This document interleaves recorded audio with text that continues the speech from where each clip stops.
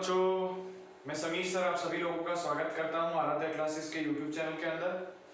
बच्चों, present lecture के अंदर हम पार्ट नंबर 5 डिस्कस करने वाले हैं। Chapter number 8 D and F block elements का। हम D and F block elements की प्रॉपर्टीज के बारे में पढ़ रहे थे। अब जो नेक्स्ट प्रॉपर्टी है वो है catalytic activity.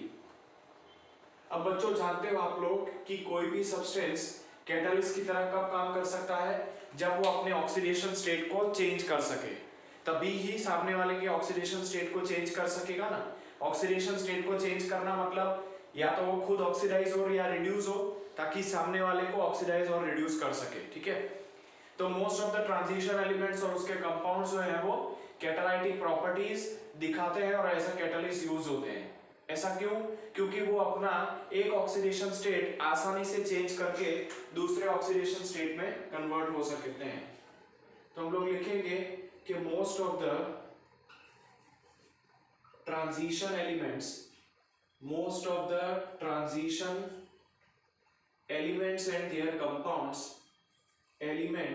and their compounds shows catalytic properties.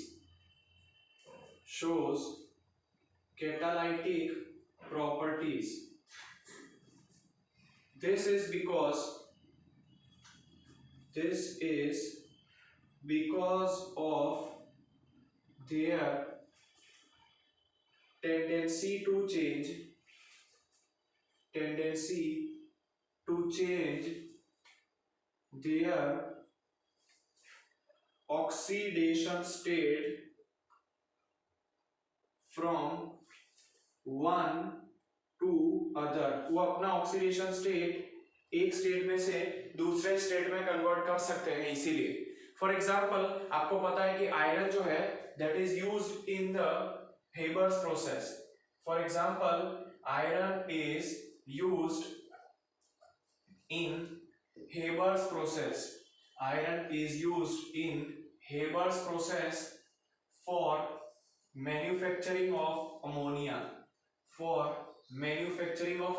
because iron can multiple times convert its oxidation state from +2 to +3 and +3 to +2। Reminded +2 से +3 जाना आसान है, बराबर। चलिए, now vanadium pentoxide, that is vanadium, is used in contact process for manufacturing of sulfuric acid। Why?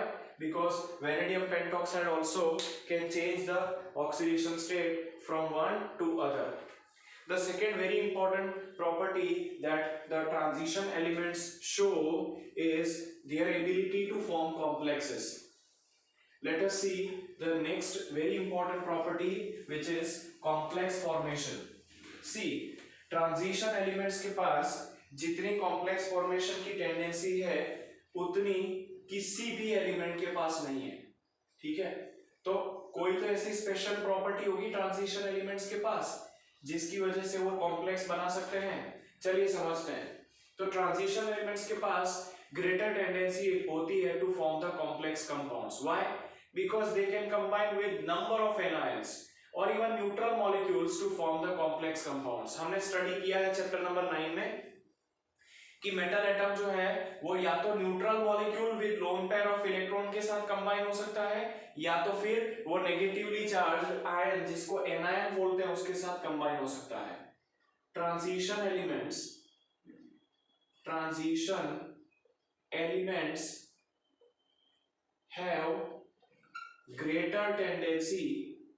have greater tendency to form complexes, and the metal can combine with number of neutral molecules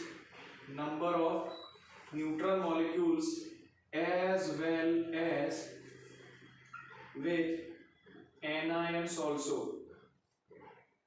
Number of neutral molecules as well as with anions also. वो number of neutral molecules के साथ और anions के साथ complex compound बना सकता है. Example अगर आप देखो तो हमने बहुत सारे एग्जाम्पल चैप्टर नंबर 9 में पढ़े हुए हैं, इसलिए मैं कुछ 2-3 एग्जाम्पल आपको दे रहा हूँ. CONH3 4+2 ये कंपाउंड है, coordination compound tetraammine copper bracket +2. Another one is hexamine cobalt bracket +3.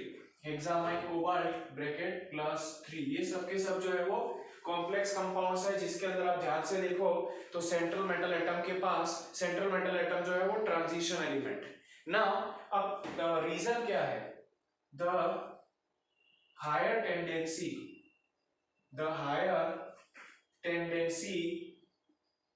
of transition elements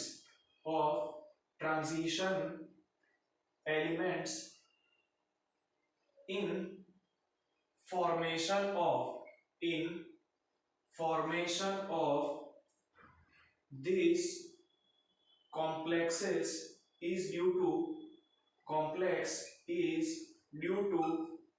following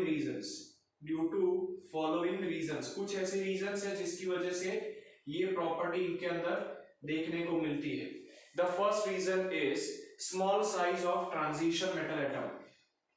small size of transition metal atom की साइज काफी छोटी है, तो पॉजिटिवली चार्ज जो मेटल एटम है वो काफी डेंसिटी वाला है, हाई डेंसिटी के अंदर वो एनकेज्ड है. Second is nuclear charge high है, तो higher nuclear charge of metal atom. High nuclear charge, समझो बात को, जितना पॉजिटिव चार्ज ज्यादा होगा मेटल एटम के पास उतना वो बेटर वे में न्यूट्रल मॉलिक्यूल्स या एनायन को अट्रैक्ट कर सकेगा. जितना पॉजिटिव चार्ज छोटे रीजन में कंबाइंड होगा उतना वो अच्छे से एनायन को या न्यूट्रल मॉलिक्यूल को अकोमोडेट कर सकेगा या अट्रैक्ट कर सकेगा. अच्छा, अवेलेबिलिटी ऑफ वैकेंट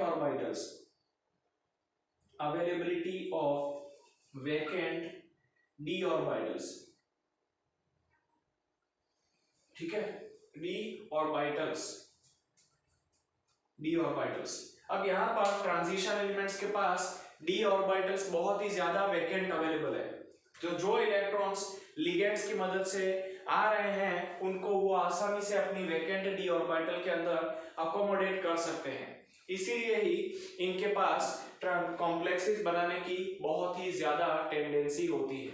चलिए, अब नेक्स्ट जो प्रॉपर्टी इंपॉर्टेंट वाली है वो है formation of interstitial compounds. Let us see the next very important property which is formation of interstitial compounds.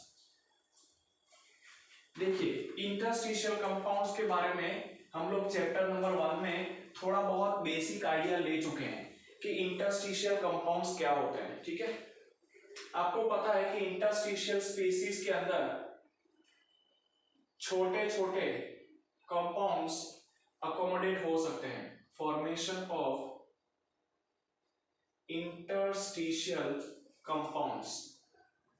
तो इंटरस्टिशियल साइट्स का मतलब होता है कि यहाँ पर इंटरस्टिशियल साइट्स का मतलब होता है कि क्रिस्टल के अंदर या मेटल एटम के अंदर जब भी एनायन या केटायन जो है वो अपनी लैटिस के ऊपर अरेंज हो रहे होते हैं तब उनके बीच में जगह छूट जाती है. फॉर एग्जांपल केटायन एनायन इस तरीके का चीज अरेंज हो रहा है तो उनके अंदर कुछ स्पेसेस क्रिएट हो जाती है जिनको इंटरस्टिशियल वॉइड्स या स्पेसेस बोला जाता है.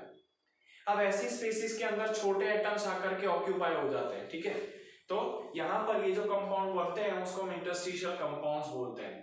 कहने का मतलब स्मॉल एटम्स जो हैं जो नॉन मेटल्स के होते हैं जनरली, जैसे कि कार्बन है, बोरोन है, नाइट्रोजन है, वो क्या करते हैं, एंट्रैप हो जाते हैं क्रिस्टल के अंदर और वो वैकेंट स्पेसेस को ऑक्यूपाई कर लेते हैं in case of the transition compounds.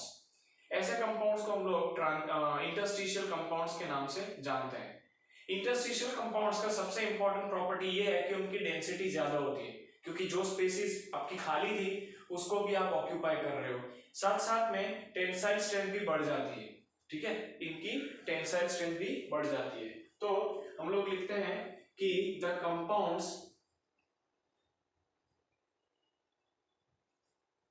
formed by entrapment of small non-metallic elements such as boron, carbon, nitrogen formation of the compounds formed by entrapment of small non-metallic elements such as boron, carbon and nitrogen in vacant spaces of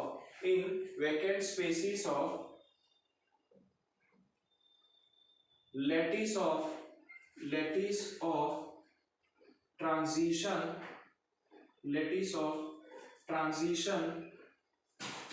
elements are known as interstitial compounds.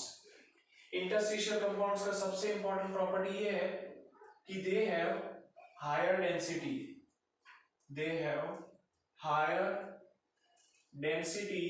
than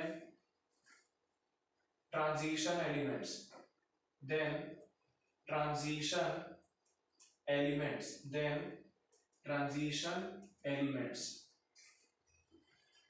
Also they have higher tensile strength. उनकी जो tensile strength होती है वो भी high होती है, tensile strength भी उनकी अच्छे खासी होती है। They are non stoichiometric. एक बात समझो, यहाँ पर उनके बीच में कोई केमिकल बॉन्ड या आयोनिक बॉन्ड या कोवेलेंट बॉन्ड नहीं है, वो सिर्फ और सिर्फ एम्प्टी स्पेसेस के अंदर जाकर के एंट्रैप हो रहे हैं। तो कहने का मतलब कि ये नॉन स्टोइकियोमेट्रिक होती है, उनकी कोई रेशियो नहीं है कंबाइन होने की, जितनी स्पेस होगी खाली उतनी वो ऑक्यूपाई हो सकते हैं। तो दे are non stoichiometric,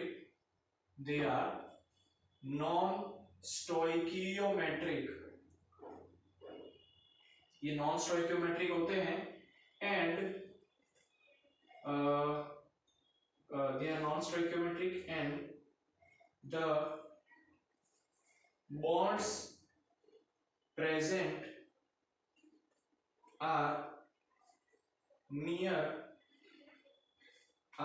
not covalent और आयोनिक। ना कोई आयोनिक बॉन्ड है, ना कोवेलेंट बॉन्ड है, ना ही कोई अट्रैक्शन है, ये सिंपली खाली स्पेसेस के अंदर जाकर के अटैच हो सकते हैं। ठीक है, चलिए the next very important property is alloy formation. ठीक है, the very important property is alloy formation. See, हम लोगों को पता है कि हमारी डे टू डे लाइफ में अलॉयज कितना इंपॉर्टेंट रोल प्ले करती है। जनरली देखा गया है कि एक पर्टिकुलर ओनली मेटल जो है वो हमारी हर डिजायर्ड प्रॉपर्टी को इनकम्प्लीट नहीं कर सकती है, इसीलिए हम क्या करते हैं, दो या दो से ज्यादा मेटल्स को अप्रोप्रिएट रेशियो में कंबाइन करते हैं ताकि हमें अपनी डिजायर्ड प्रॉपर्टीज वाला मेटल मिले।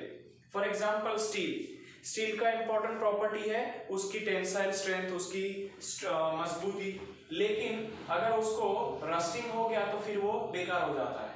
इसीलिए हमने उसके अंदर कुछ अप्रोप्रिएट मटेरियल जैसे कि क्रोमियम है, मैंगनीज है, वेनेडियम है, मॉलिब्डेनम है, इन सबको ऐड करके स्टेनलेस स्टील बनाया है। स्टेनलेस स्टील जो है वो स्टील की कंपैरिजन में मच बेटर है क्योंकि उसके अंदर रस्टिंग नहीं होता है। ठीक है, तो अलॉयज का मतलब होता है कि दो या दो से ज्यादा मेटल्स का mixture.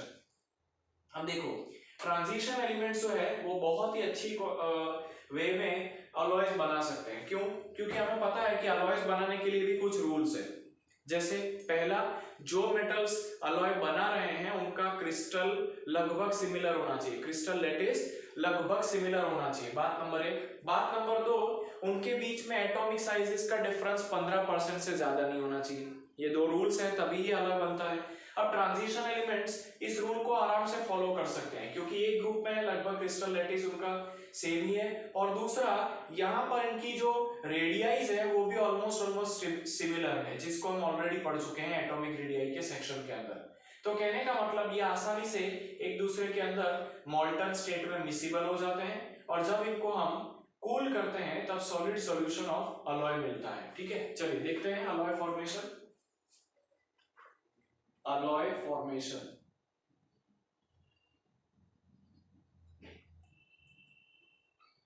transition elements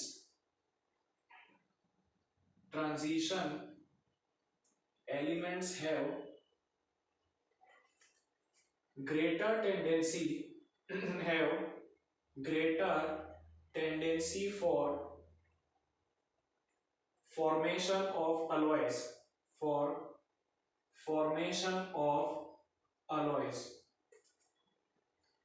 because their atomic radii are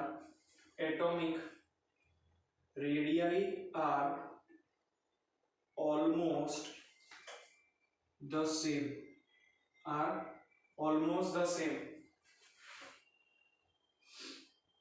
that is why the metals are miscible in molten state में ये एक दूसरे के अंदर मिसिबल है, and this solution on cooling forms alloy. Cooling करने पर वो क्या बना देते हैं, फॉर्म्स अलॉयज। ये कूलिंग करने पर हमको अलॉय बना के देते हैं। For example chromium, manganese, molybdenum, tungsten, vanadium, chromium, manganese, molybdenum, vanadium, they are used for manufacturing of the alloy named as steel। उसको हम लोग स्टील बनाने के काम में लेते हैं। क्यों? क्योंकि ये जनरली जब ऐड किए जाते हैं तब स्टील का मेल्टिंग पॉइंट और बॉइलिंग पॉइंट हाई हो जाता है, साथ साथ में स्टील जो है वो करोजन रेजिस्टेंस हो जाता है। They are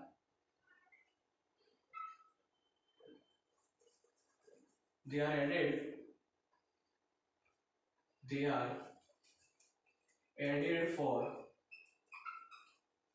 manufacturing of steel because they provide greater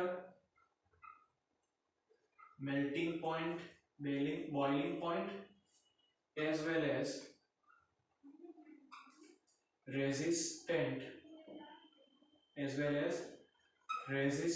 to corrosion। वो इनका मेल्टिंग पॉइंट और बॉइलिंग पॉइंट अच्छा होता है, साथ साथ में ये करोजन की रेजिस्टेंस भी प्रोवाइड करते हैं। अब बच्चों यहाँ पर आपका ट्रांजिशन एलिमेंट्स का इंपॉर्टेंट प्रॉपर्टीज वाला टॉपिक जो है वो खत्म होता है। इस चैप्टर के अंदर एक टॉपिक बच जाता है जो बहुत ही ज्यादा इंपॉर्टेंट है, जिसका नाम है KMnO4। K2Cr2O7 और KMnO4 बहुत इंपॉर्टेंट क्वेश्चन होते हैं हर साल के लिए, लेकिन इस बार K2Cr2O7 जो क्वेश्चन है वो रिड्यूस्ड पोर्शन में है, मतलब हम उसको कवर नहीं करने वाले हैं। KMnO4 का जो टॉपिक है उसको हम पूरा का पूरा नेक्स्ट वीडियो में देखेंगे। Preparation, chemical properties, physical properties, उसका ऑक्सीडाइजिंग कैरेक्टर, एसिडिक, बेसिक और न्यूट्रल मीडियम, तीनों के ही अंदर हम पूरे के पूरे एक डिटेल्ड वीडियो के अंदर नेक्स्ट लेक्चर में डिस्कस करेंगे। प्रेजेंटली आप इसको नोट डाउन कर लो। Thank you.